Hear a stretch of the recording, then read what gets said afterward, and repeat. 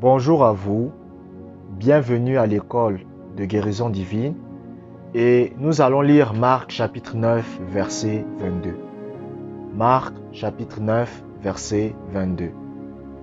Souvent, l'Esprit l'a jeté dans le feu et dans l'eau pour le faire périr.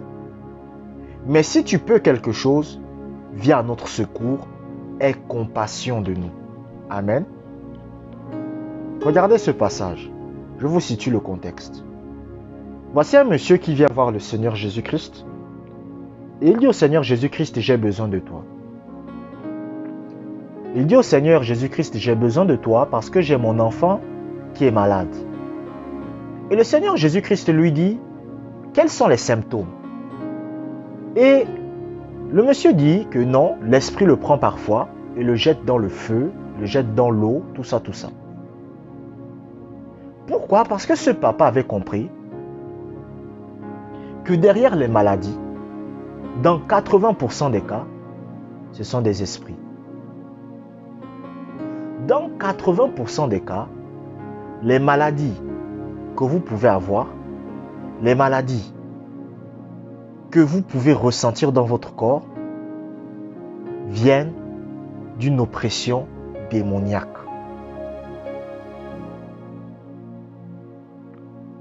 Vous savez, la Bible a été écrite pour notre instruction. Ça veut dire que les choses qui ont été écrites dans la Bible, c'est pour que nous puissions comprendre certaines choses. Lorsque vous regardez comment Jésus guérissait les malades, vous allez voir que c'était toujours des esprits qui causaient ces problèmes. Même la femme à la perte de sang, ce n'est pas mentionné. Mais qu'est-ce qui faisait en sorte que pendant 12 ans, ces saignements ne s'arrêtaient pas? C'était un esprit qui était derrière. La Bible dit, le monde entier est sous la puissance du malin. Ça veut dire que ce monde n'appartient pas à Dieu. Il y a des gens qui aiment souvent dire, oh, Dieu est souverain, Dieu est souverain, Dieu est souverain. Si Dieu veut que je sois guéri, je serai guéri. Non. C'est pas comme ça que ça marche. Oh, si Dieu veut, ça arrivera. Vous avez déjà entendu les chrétiens dire ça, non? Ils vont vous dire, oh, je vais aller dans tel endroit. Si Dieu le veut, ça arrivera. Même si Dieu le veut, ça peut ne pas arriver. Parce que Dieu n'est pas souverain sur cette terre. Écoutez, je répète ce que je viens de dire. Je le répète très bien. Dieu n'est pas souverain sur cette terre. Si Dieu était souverain, bon, je vais vous prendre un exemple.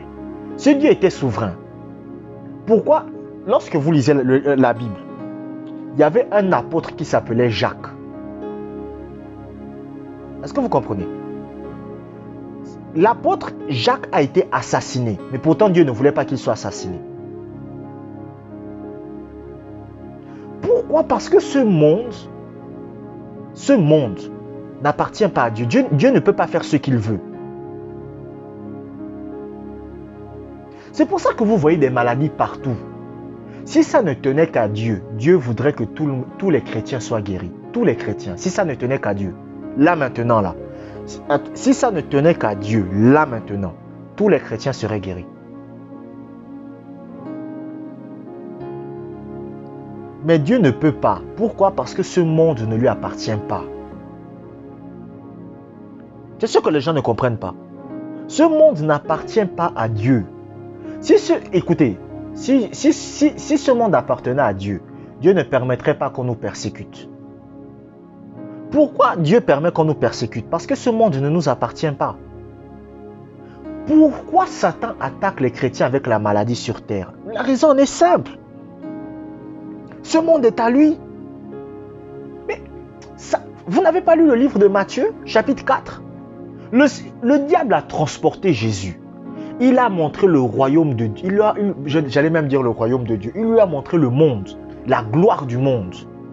Et il lui a dit, est-ce que tu vois tout ça là? Jésus a dit oui. Il dit, est-ce que tu vois tout ça? Tu vois la richesse? Tu vois la gloire? Tu vois la puissance? Jésus dit oui. Satan dit tout ça c'est à moi. Si tu m'adores, je te donne ça. gloire soit rendue à Dieu. Jésus a refusé. Mais pourquoi ça a été écrit dans la Bible? C'est pour vous faire comprendre que celui qui dirige ce monde, c'est Satan. Même quand on dit, oui, le Cameroun pour Jésus, le Gabon pour Jésus, oui, la France pour Jésus, les États-Unis pour Jésus. C'est des slogans, bien aimés. Ce monde appartient à Satan. Nous sommes de passage sur terre et Satan oppresse les chrétiens avec la maladie.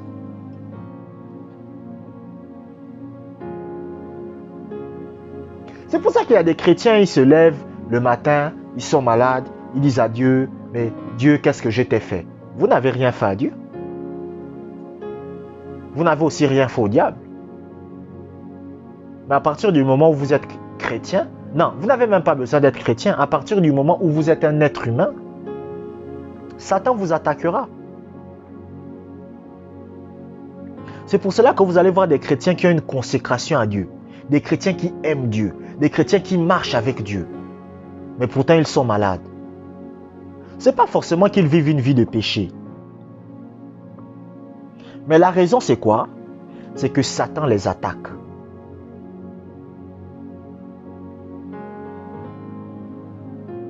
Moi, j'allais dans les maisons. Je priais pour les malades à l'époque. Mais moi-même, j'étais malade. Constipation chronique, asthme. Mais par la grâce de Dieu, aujourd'hui, je n'ai plus ça.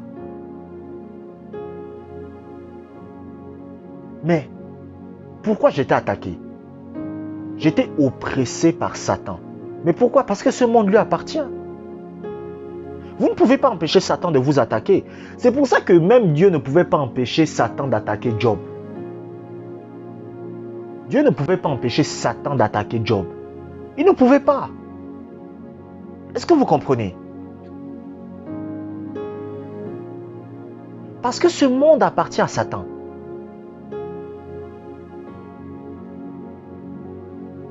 Nous allons lire un deuxième passage biblique. Lisons un deuxième passage biblique. Nous allons lire Marc chapitre 9, verset 25. Marc chapitre 9, verset 25. Jésus, voyant accourir la foule, menaça l'esprit impur et lui dit, « Esprit muet et sourd, je te l'ordonne, sors de cet enfant et n'y rentre plus. » Regardez ce que le Seigneur a fait. Donc, derrière la maladie, c'est un esprit. Mais qu'est-ce que Jésus va faire? Jésus va parler à l'esprit. Et il va lui ordonner de partir. Ça, c'est ce qu'on appelle le ministère de guérison. Quelqu'un vient devant vous, il est malade. Vous dites, esprit sourd et muet, sors. Ou vous parlez à la maladie. Soit vous parlez à l'esprit, soit vous parlez à la maladie. Quelqu'un vient et vous voit, il vous dit, j'ai des douleurs au poumon. Vous dites, douleur au poumon. Tu pars au nom de Jésus. Esprit qui cause des douleurs au poumon. Tu pars au nom de Jésus. Pourquoi? Parce que derrière la maladie, c'est des esprits.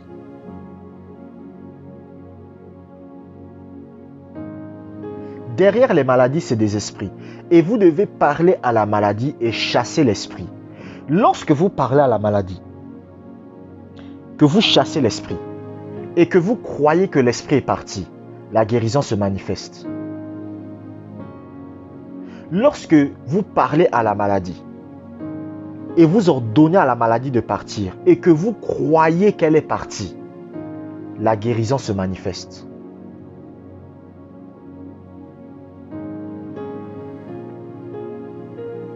Beaucoup de chrétiens, beaucoup d'enfants de Dieu chassent la maladie, parlent à la maladie, mais ne croient pas que la maladie est partie. Le Seigneur a dit, si quelqu'un dit à cette montagne, ôte-toi de là et jette-toi dans la mer, et ne doute point dans son cœur, mais crois que ce qu'il dit arrive, il le verra s'accomplir. Il n'a pas dit si quelqu'un dit à cette montagne seulement. Les chrétiens s'arrêtent à la première étape.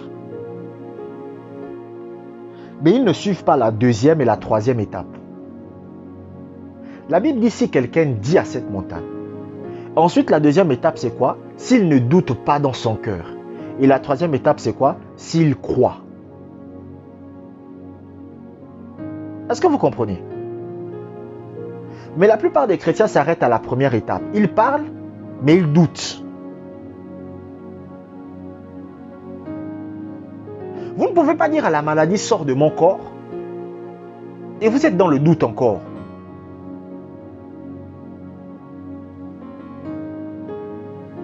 C'est ça le problème de beaucoup de chrétiens. C'est comme quelqu'un, écoutez, je vous prends un exemple. Voici la pluie. Hein? Voici la pluie. La pluie est en train de tomber. Et voici quelqu'un qui parle à la pluie. Il dit, pluie, arrête-toi. Et ensuite, pendant qu'il sort, il prend le parapluie. Est-ce qu'il croit que la pluie va s'arrêter? Non, il ne croit pas. Est-ce que vous comprenez? C'est-à-dire qu'il y a la rosée qui est en train de tomber. Il y a une rosée. Et il dit que la pluie ne tombera pas. Mais ensuite, en sortant, il prend le parapluie.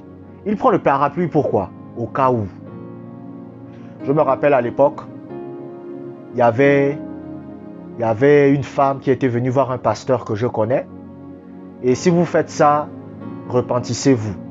Je vous le dis. Non, si vous m'écoutez, ce que je vais dire là, s'il y a des gens qui m'écoutent et vous faites ça, repentissez-vous. Cette femme est allée voir le marabout et en même temps, elle allait voir aussi le pasteur.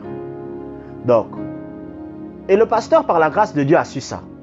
Le pasteur lui dit, mais moi, je ne comprends pas. Comment tu viens me voir pour que je prie pour toi et en même temps, en cachette, tu pars voir le marabout pour que le marabout prie aussi pour toi? Est-ce que c'est un sens?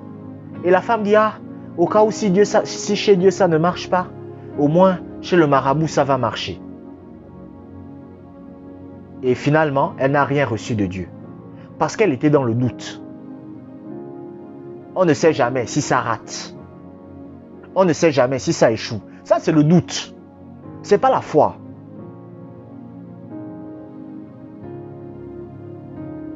Ce n'est pas la foi. Lorsque vous êtes dans la foi, il n'y a pas de si.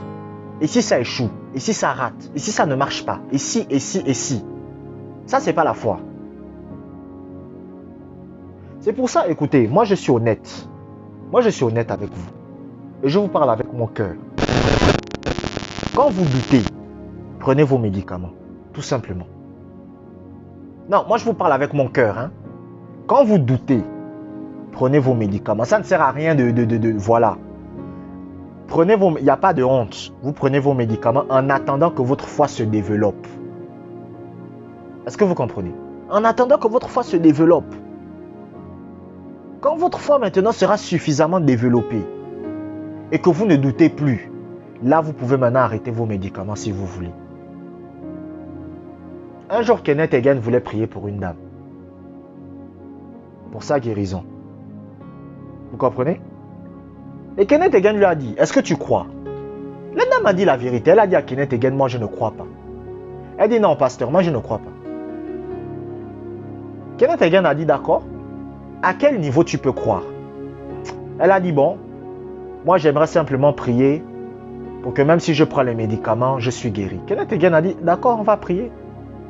Mais il faut être honnête. Vous comprenez? Si vous sentez le doute dans votre cœur, lorsque vous dites à la maladie sors du corps et que vous doutez, vous êtes dans la peur, ça ne sert à rien. Parce que beaucoup de chrétiens chassent la maladie, mais le problème c'est qu'ils sont dans le doute. Est-ce que vous comprenez? C'est ça le problème de beaucoup de chrétiens. Il ne suffit pas de parler à sa montagne, mais il faut parler à sa montagne sans douter.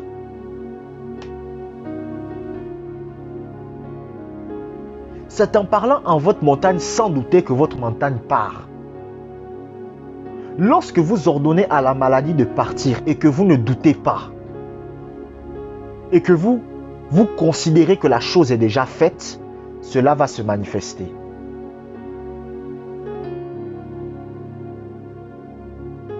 Mais le problème des chrétiens aujourd'hui, c'est qu'on parle à la maladie, on ordonne à la maladie de partir, mais dans notre cœur, on a toujours le doute, on a toujours la peur.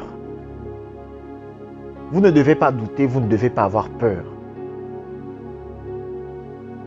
Et lorsque vous croyez, vous allez commencer à faire des choses que vous ne pouviez pas faire. Je vous remercie d'avoir écouté cette vidéo jusqu'à la fin. Abonnez-vous pour des prochaines vidéos.